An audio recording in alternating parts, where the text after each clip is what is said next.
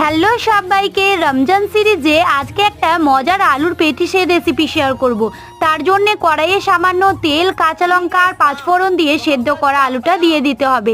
এটার ওপর থেকে সামান্য আদা কুচি, হলুদের গুঁড়ো, সামান্য জিরের গুঁড়ো আর দিতে হবে সামান্য কাশ্মীরি লঙ্কার গুঁড়ো। তোমরা টেস্ট অনুযায়ী লবণটা দিয়ে নিও। তারপর আলুটাকে একটু নাড়াচাড়া করার পর এটার মধ্যে কাঁচা মটরশুঁটিটাকে দিয়ে দিতে হবে।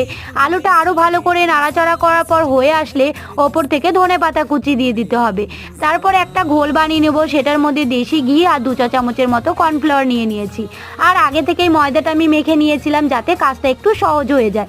তারপর ময়দাটাকে বেলে নিয়ে ছুরির সাহায্যে কেটে নিতে হবে আর দেশি ঘোলটা দিয়ে দিতে হবে। তারপর আলুর পুরটাকে ভরে এভাবে করে পেটিসের মতো করে প্রত্যেকটা সেবে তৈরি করে নিতে হবে। আর গরম তেলে অল্প আঁচে ভেজে নিতে হবে কড়া করে। তাহলে রেডি হয়ে যাবে এই আলুর পেটিস। তো চলো তোমরা ঝটপট করে বাড়িতে বানিয়ে ফেলো।